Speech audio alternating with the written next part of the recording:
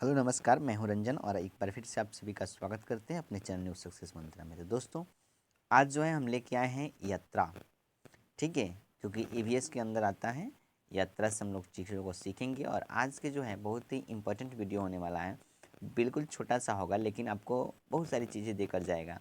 100% यहाँ से एक नंबर आपका आता है, तो फिर क्यों हम छोड़ेंगे एक नंबर को। उसको देखते हैं, बढ़िया से समझते हैं क्या है कैसे है।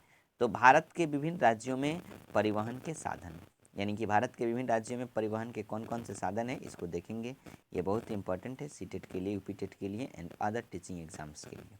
ठीक है, तो भारत के विभिन्न राज्यों में परिवहन के साधन को देखेंगे कि कहाँ कहाँ पे किसका या किस साधन का प्रयोग किया जाता है यातायात के लिए या परिवहन के लिए। चलिए, तो बात करते हैं तटीय क्षेत्र। तटीय क्षेत्र, तो जैसे केरल के तटीय क्षेत्र में परिवहन के साधन के लिए रूप में फेरी नाव का प्रयोग किया जाता है। समझ रहे हैं ना, यहाँ पे क्या है, तटीय क्षेत्र में किसका प्रयोग किया जाता है, फेरी या नाव का प्रयोग किया जाता है। बस इतना ही याद रखिएगा। जो केरल के तटीय क्षेत्र है वहाँ पे यातायात के साधन के लिए, परिवहन के साधन के लिए, एक स्थान से दूसरे स्थान तक जाने के लिए फेरी या नाव, उसी को नाव बोलेंगे, उसका प्रयोग किया जाता है। पूछेगा कि फेरी का प्रयोग कहाँ किया जाता है, फेरी का प्रयोग कहाँ किया जाता है, तो आपको बताना है केरल के तटीय क्षेत्रों में। चलिए अगले सवाल की तरफ बढ़ते हैं। तो अगला सवाल है, सवाल नहीं वही है टॉपिक, कि केरल। तो देखिए केरल है, केरल के कुछ भागों में बलम, लकड़ी का छोटा नाव। हाँ बिल्कुल सही, आपको याद रखना है वलम। बलम क्या है, तो बलम बिल्कुल लकड़ी का एक छोटा सा नाव होता है जिसे नदियों को पार करने के लिए प्रयोग किया जाता है। ठीक है, तो इस बलम का प्रयोग जो है छोटी छोटी नदियों को पार करने के लिए क्या किया जाता है, इसका प्रयोग किया जाता है। चलिए, तो केरल के अंदर आ जाता है। पूछे कि बलम जो लकड़ी की छोटी नाव होता है उसका प्रयोग कहाँ करते हैं, किस राज्य के अंदर किया जाता है, तो केरल के अंदर किया जाता है जहाँ पे नदियों को पार करने के लिए किया जाता है। अगला राजस्थान। राजस्थान में क्या है, एक्चुअली राजस्थान के अंदर हम जाएंगे तो चारों तरफ हमको क्या मिलता है, रेत मिलता है।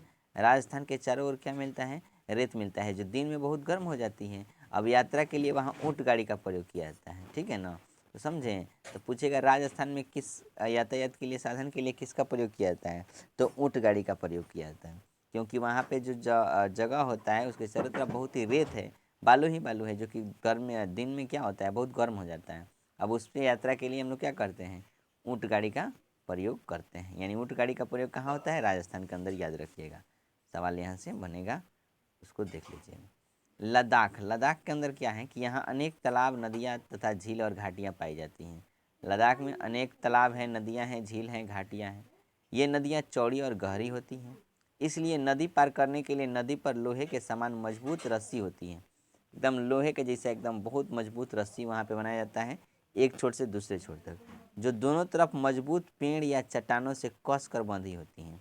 समझ रहे हैं ना, बहुत लोहा के जैसे एकदम मजबूत रस्सी होगा और दोनों तरफ में नदियाँ के, झील के या फिर घाटियों के दोनों साइड में क्या किया जाता है, उसको कस के बांध दिया जाता है। अब रस्सी से जुड़ी एक ट्रॉली, लकड़ी से बना एक खुला बक्सा होता है, उसमें एक ट्रॉली बन जाता है रस्सिया में। ठीक है, रस्सी में ट्रॉली के जैसा बांध दिया जाता है और वहाँ पे उसमें आराम से बैठ जाते हैं लोग, एक जगह से दूसरी जगह, इधर से उधर चले जाते हैं। ठीक है, तो वहीं है रस्सी से जुड़ी एक ट्रॉली, लकड़ी से बना एक खुला बक्सा होता है। समझ रहे हैं ना, तो पूछ सकता है कि बताइए लोहे के समान मजबूत रस्सी वाला जो है ट्रॉली, ट्रॉली जो होता है वो किस किस राज्य में मिलता है, तो आपको याद रखना है सिंपली लद्दाख के अंदर ये मिलता है। ठीक है, कहाँ कहाँ पाया जाता है, कहाँ इसका उपयोग होता है, तो लद्दाख के अंदर यातायात के साधन के रूप में। चलिए अगला है गुजरात। गुजरात में देखेंगे क्या है, तो गुजरात, यहाँ एक वाहन पाया जाता है जो विशेष होता है, काफ़ी विशेष होता है। इसके सामने का हिस्सा एक मोटर गाड़ी की तरह दिखता है। सामने से बिल्कुल क्या लगेगा, मोटर गाड़ी की तरह नजर आएगा, लेकिन पीछे की गाड़ी लकड़ी के तख्ते से बनी होती है। मैंने सामने एक बिल्कुल लगेगा कि मोटर गाड़ी आ रही है और पीछे लकड़ी का बना होता है सब उसका। ठीक है, तो इस तरीके से जो भी जहाँ पे मिलता है उसको हम लोग क्या बोलते हैं, गुजरात के अंदर ये सब इस तरह के वाहन पाए जाते हैं। आगे से मोटर गाड़ी की तरह दिखता है और पीछे से लकड़ी के तख्ते से बनी होती है, उसको जोड़ के बनाया जाता है। तो आप उसको, इस तरह की गाड़ी हमको कहाँ देखने को मिलती है, गुजरात के अंदर। अब इसी के अंदर है कश्मीर। कश्मीर, यहाँ सिकड़ा मिलता है, सिकारा, सिकारा याद रखिएगा, सिकारा कश्मीर के श्रीनगर की डल झील और अन्य जलीय निकायों पर पाई जाने वाली है।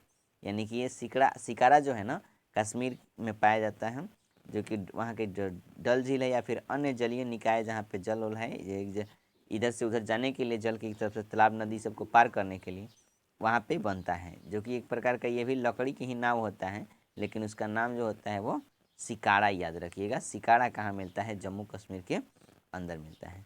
तो इतना सा रहा, यहाँ से सवाल बनता है, इसीलिए हमने आपको इतना ही रखा है। यहीं से पूछेगा, कहीं से पूछेगा तो ठीक है। तो इस तरीके से ये ट्रेवलर आपका ख़त्म हो गया। तो चलिए, उम्मीद करते हैं आपको समझ में आ गया होगा। आ गया है तो लाइक ज़रूर कीजिएगा, शेयर कीजिएगा हमारे चैनल को, ठीक है। और चैनल को सब्सक्राइब नहीं किए हैं तो ज़रूर कर लीजिएगा, ताकि हमारी हर एक अपडेट आप तक आसानी से पहुंच जाए। तो आज के लिए इतना ही, मिलते हैं अगले वीडियो में। तब तक के लिए बाय बाय, टेक केयर, ख्याल रखिए अपना। जय हिंद, जय भारत।